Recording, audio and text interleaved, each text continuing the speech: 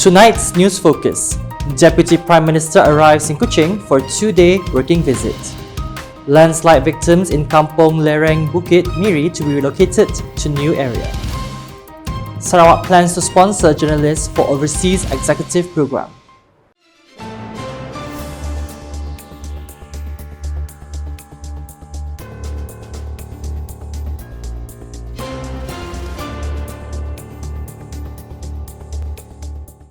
Good evening.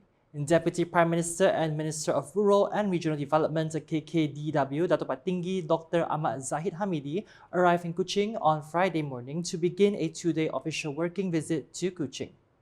His arrival at 8:45 a.m. at the Royal Malaysian Air Force RMAF Kuching Air Base was warmly welcomed by Sarawak Deputy Minister for Food Industry, Commodities and Regional Development, Datuk Martin Ben, Deputy Minister of KKDW, Datuk Rubiah Huang, and Chief Political Secretary to the Sarawak Premier, Datuk Fasruddin Abdul Rahman.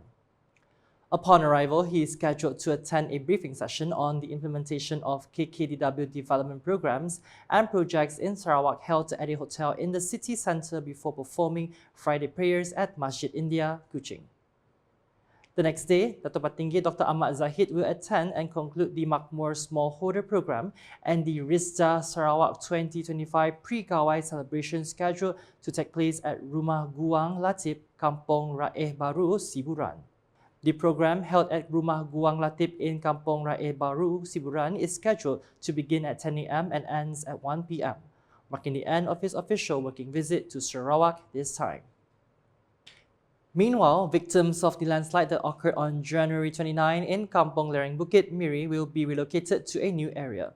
Deputy Prime Minister Datuk Patinggi Dr. Ahmad Zahid Hamidi said the implementation of the relocation project will begin after Gawai Dayak and will be carried out by Sarawak government agencies. Oleh kerana terdapat projek-projek yang perlu disegerakan seperti berlaku masalah kerosakan total, kerosakan sepenuhnya di 15 rumah di Miri. Ini juga telah dipertujukan untuk dilaksanakan selepas hari Gawai ini kerana tanah telah diperolehi dan diselesaikan, dan kita telah bersetuju untuk menurunkan kuasa pelaksanaannya kepada agensi kerajaan negeri bagi melaksanakan dan tidak lagi menggunakan Faircrabina atau Biak Mara untuk melaksanakannya. He said this at a press conference after chairing the briefing sessions on the implementation of development programs and projects of the Ministry of Rural and Regional Development KKDW in Kuching on Friday. It is understood that this location was selected and determined by the Land Custody and Development Agency LCDA near the Orang Ulu Rurum Kelabit village area in Miri. Meanwhile, Dr. Patinggi Dr. Ahmad Zahid, who is also the KKDW Minister, said that his ministry remains committed to implementing all the projects in Sarawak implemented by KKDW. He further said that there were 5 projects that involve site issues such as permits, land acquisition, and understanding the alignment of pipes in addition to weather factors. Saya sendiri telah meminta kepada Timbalan Menteri KKDW yang berhormat Datuk Hajah Rubiah Haji Wang untuk melakukan penyelarasan dan dilaporkan setiap minggu bagi pemantauan dan pelaksanaannya. Dan mudah-mudahan jika ada permasalahan kementerian-kementerian lain yang melibatkan peruntukan yang tidak dapat disalurkan dan dilaksanakan, ianya agar dapat diselesaikan dengan segera, kerana rakyat di Sarawak mesti diberikan keutamaan sesuai dengan keutamaan-keutamaan yang telah dinikmati oleh rakyat, khususnya di kawasan desa, di kawasan luar bandar, di seluruh Malaysia, supaya Sarawak juga menikmati apa yang diperoleh oleh negeri-negeri lain di Malaysia ini. Additionally, this briefing session was also a directive from Prime Minister Dr. Sri Anwar Ibrahim following a 1-day working visit to Kuching on April 19. Under the 12 Malaysia plans, Sarawak received 3.2 billion ringgit for the implementation of 403 programs and projects with a total cost of 21.73 billion ringgit. Of that total, 178 projects, 44.71%, are still in pre-implementation status, including 155 projects approved from 2021 to 2025. A total of 91 projects, or almost 46% of the projects with pre-implementation status, are expected to receive a letter of acceptance as SC by the end of 2025 at the latest.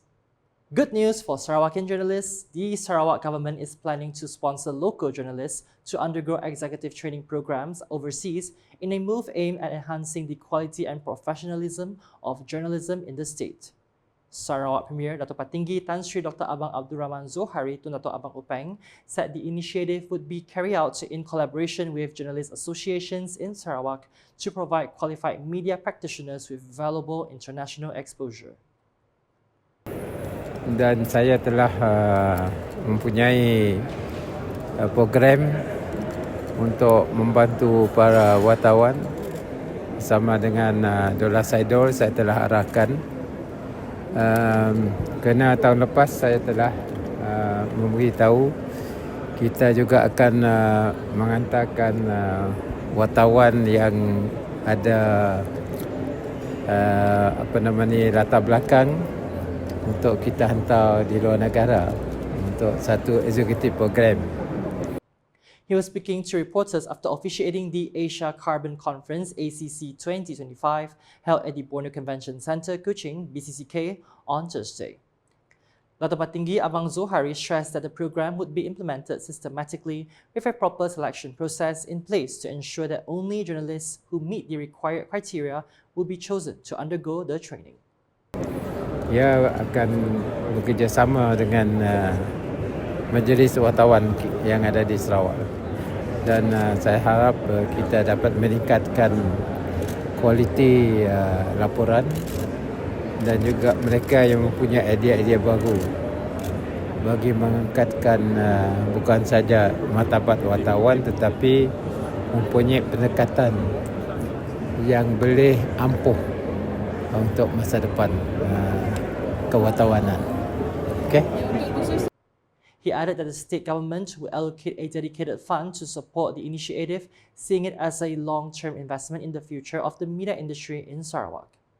He also expressed hope that the initiative would help nurture more journalists who are not only of high caliber, but also bring fresh ideas and innovative approaches in reporting on current issues in line with the rapidly evolving demands of the media landscape.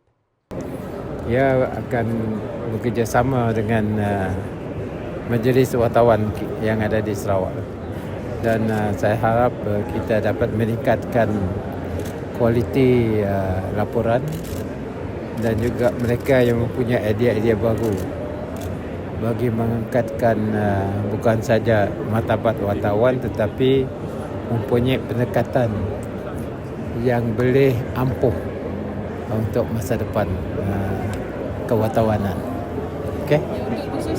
Meanwhile, the dedication and perseverance of all media professionals, whether braving the elements out in the field or racing against deadlines in the newsroom, truly deserve to be recognized and appreciated. Deputy Minister in the Sarawak Premier's Department, Corporate Affairs, Information and UKAS, Dato' Abdullah Saidol, said that the role of journalists who serve as vital sources of information and knowledge for the public is just as important and commendable as those safeguarding the nation's security or nurturing future generations through education. He noted that as the world continues to grapple with the rapid wave of digitalization, which has transformed many aspects of daily life, the media landscape too has evolved significantly, marked by the rise of local media platforms and the emergence of new figures in information dissemination. Pengorbanan dan kegigihan semua warga kerja di setiap sudut dunia kewartawanan, sama ada yang berpanas berhujan di lapangan atau yang sibuk bergegas di pejabat, seharusnya dihargai. Peranan warga wartawan yang menjadi sumber maklumat dan berita untuk santapan ilmu dan pengetahuan adalah sehebat pasukan yang menjaga keselamatan negara dan warga pendidik kita. He said when contacted for his comments in conjunction with National Journalists' Day on Thursday. Dr. Abdullah stressed that the integrity and dignity of ethical journalists, those who are genuinely honest and sincere in delivering accurate and verified news, are increasingly being put to the test. This, he explained, is due to the frequent misuse of alternative media for dubious purposes, including the creation, to whether intentional or not, of misleading or inaccurate narratives. An iconic square to be known as the Berani Square is proposed to be built in Kapit as a tribute to the notable contributions of the Dayak community in the national security and development. Minister of Works Dr. Sri Alexander Nantalingi said the location of the proposed square is near Fort Sylvia, a historical site that has potential to be used as an iconic landscape symbol in conjunction with commemorating the 100th anniversary of the Kapit peacemaking ceremony and the struggle of the Dayak community. Hujan Berani itu adalah sebuah satu cadangan di mana ada tempatnya di Kapit, mungkin sedia ada berdekatan dengan pekarangan kubu Sylvia, Fort Sylvia, dan juga ianya dah diumumkan sebagai satu tanda ikonik landscape. He said this at a press conference after launching a book titled Commemorating a Century of Kapit Peacekeeping 1924 to 2024 here on Friday. According to the Member of Parliament for Kapit, the proposed construction of the square is not only intended to commemorate the historic peacekeeping event, but also as recognition of the Dayak community who have long contributed to defending the country, including before the formation of Malaysia. Kapit ni adalah bahagian pedalaman dan bahagian di mana kaum Dayak tak kira mana kaum lah, semua Dayak tu Iban ke Kayan Kenyah lah dan yang lain-lain, dikatakan Dayak ni pernah menyumbang kepada pembangunan negara yang kita wujudkan sebagai Malaysia. Sebelum Malaysia pun dah berjuang sebagai tentera keselamatan di Melaya masa Melaya Emergency, sebagai Sarawak Rangers dan juga sebagai Malaysian Rangers. He added that Berani Square is also seen as having the potential to become a historical reference center and a symbol of the spirit of unity for future generations. Commenting on the book commemorating a century of Kapit peacekeeping 1924 to 2024, he explained that the book is a form of important documentation that brings together historical information, working papers, speeches, and a collection of photographs related to the peacemaking events between various races in the interior of Kapit 100 years ago. He said the book not only immortalizes the historical moments that occurred between communities in Sarawak and the Indonesian border area, but also serves as a valuable reference material for future generations to understand the foundation of harmony that is built today. And that's the English edition with me, Philip Yeoh. More news can be found in our official portal, ukas.sarawak.gov.my, and social media platforms including Facebook and YouTube. We end the UKAS Bulletin with coverage of Deputy Prime Minister Dr. Ahmad Zahid Hamidi's official two-day working visit to Kuching. #Saluran Informasi Rakyat. Have a good night.